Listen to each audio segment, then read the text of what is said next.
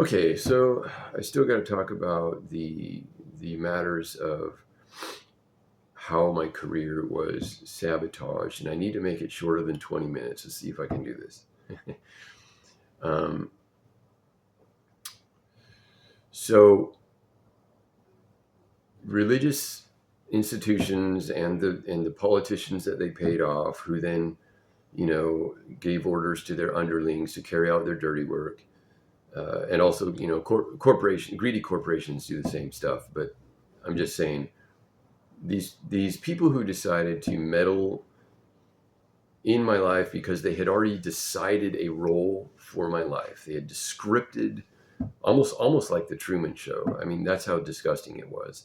That, which is a fictional character, of course, but the parallels are not only uncanny but also appalling. Except that it's even worse in my scenario because it wasn't like in a specific location, and it wasn't only for product placement. It was also for really sadistic religious and political experimentation and propaganda.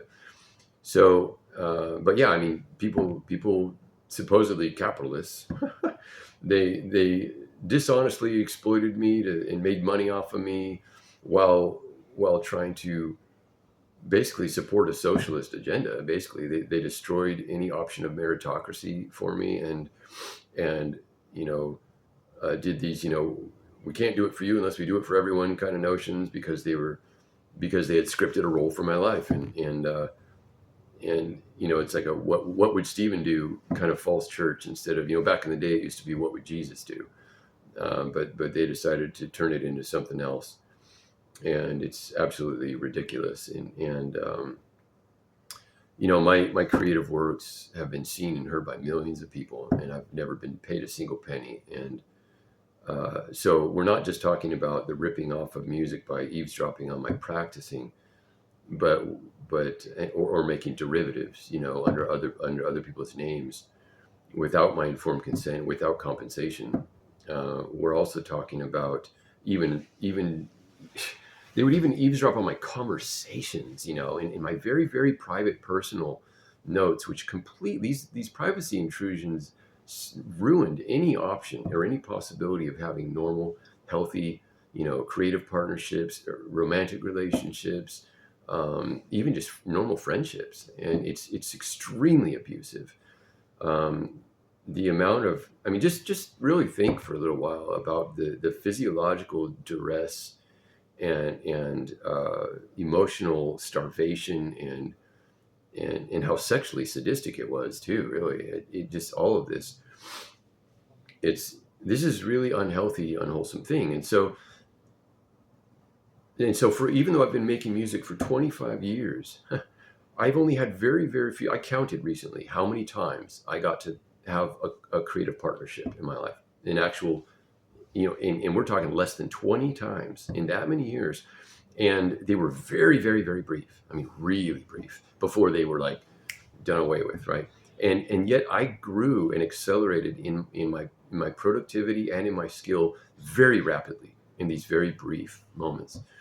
And so this was something that was not wanted by these people, because they had decided that I have to be like a do-it-yourself cult kind of one-man show, as if I were Dick Van Dyke or a Dr. Seuss character or something. I mean, it's absolutely, it's utter foolishness, and I never agreed to it. My intention. This was I have expressed this many times to many people. This is not going to change. My intention is to have a co-ed,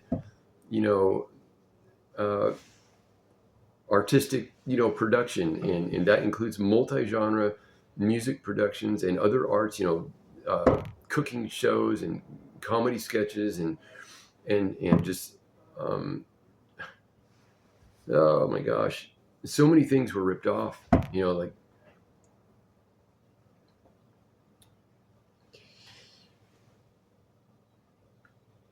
and suppressed, so that I would never be allowed to have any financial compensation that would allow me to put in the necessary hours to reach excellence and to produce, final draft cuts. Like everything's in rough draft form, and just like they kept it that way deliberately. And the utter humiliation and futility of it. While we're talking about people who made money off of me while pretending that I was incompetent and worthless. I mean, how pathetic is that? Answer for yourselves, really. And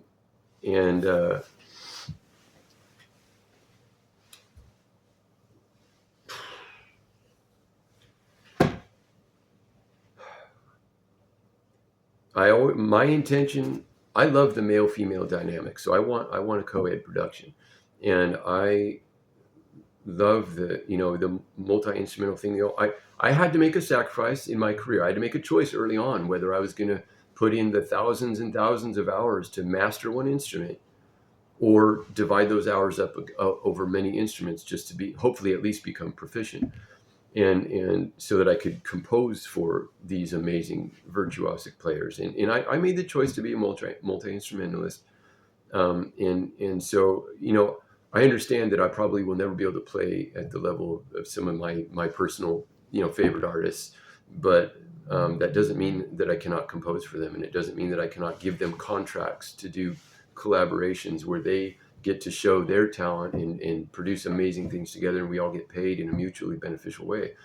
Yes, I am allowed to do that. I proposed, look, the things that I wanted to do were all within the parameters of what is economically sound, legally sound, and morally upright. And the things that were done to sabotage me by people who had decided to control the art that I produce, and decided to make me do it, only their way. Like this is the coercion they put me under. You can either make the art we want with the people we choose for you, or you can never make any art at all. And by the way, you have to do it for free. I mean, what the hell? And yet these are the people that say, "Oh, look, he never accomplished anything. He's a loser.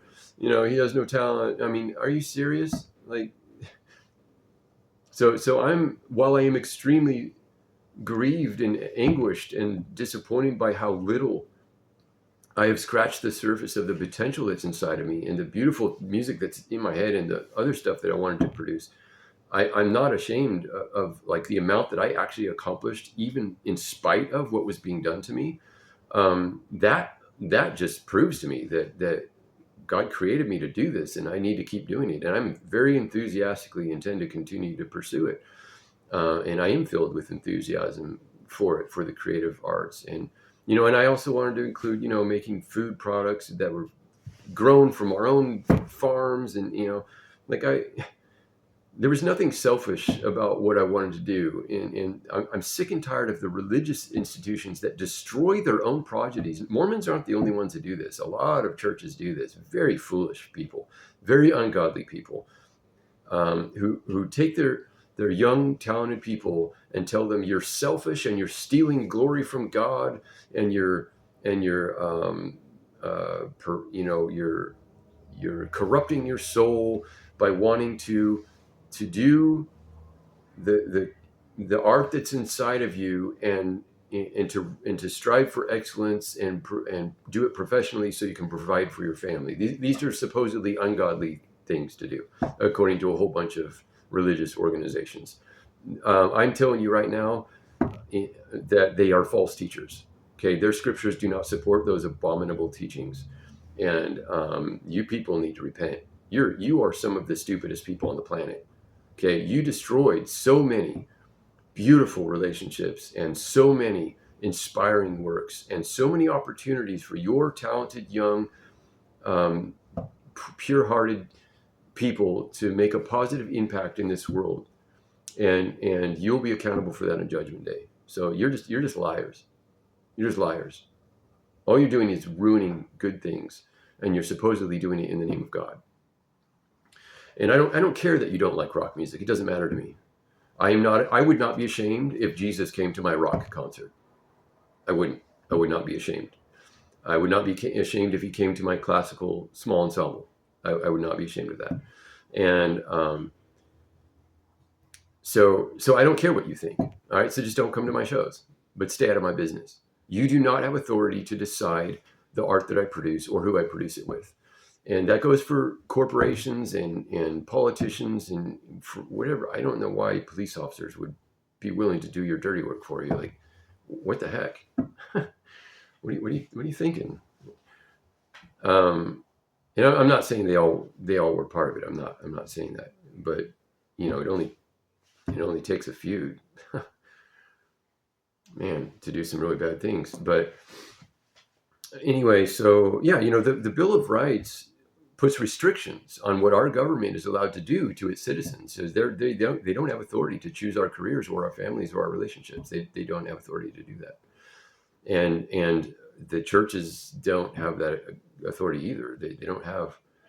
God has not told them to decide my life for me, and so they're wrong, and all they did was ruin beautiful things and good things and inspiring things and cathartic things, and all they did was cause loss and anguish and confusion and discord. That's what they accomplished.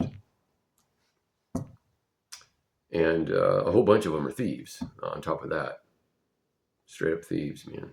So anyway, that's what I've been dealing with from these people that wanted to control the art that I produced and to profit themselves while suppressing me, while isolating me emotionally and socially, and then saying, "Ha ha! Look what a loser he is," you know. So I mean, you point the finger in the mirror, like, what's wrong with you people? Look what you did. What does that say about your character? What does that say about your lack of good business sense? I mean, when you look at branding models and global marketing and uh, multi-industry multi-industry branding with international marketing over 25 years. I mean, we're talking about a lot of money that they threw away, and just so they could make, that's the sad part, man. If they had just let me do what was in my head to do, the amount of clean, ethical revenue would have vastly exceeded the unethical, unscrupulous money that they made, and behind my back. So these are not intelligent people. These are not good people, and they can go to hell with their dirty money, as far as I'm concerned. But you don't have ownership of my life. So I would like to pursue my work and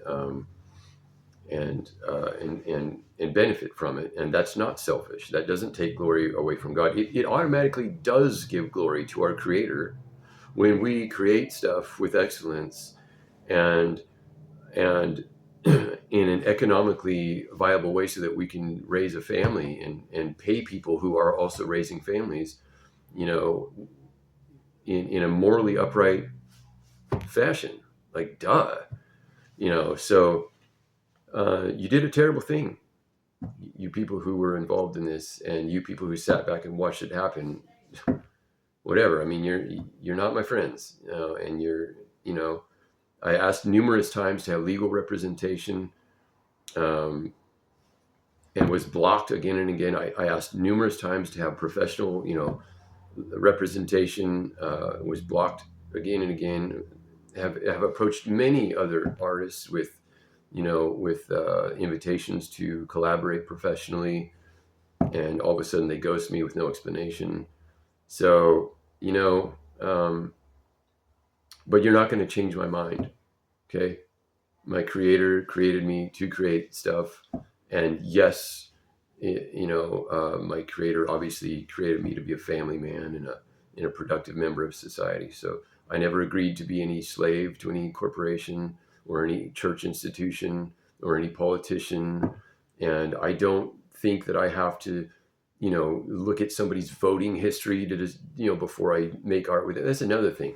They wouldn't let me, even though, like, I'm usually I agree with Republicans, but like I don't have a problem making art with Democrats, and yet, and even though I'm a Christian, I don't have a problem making art with non-Christians, and yet these stupid control freaks, man, they're like they want to make it about their agendas instead of about the beauty of the music that brings people together in community and in happiness. Like, you know what? I don't have to be a tool in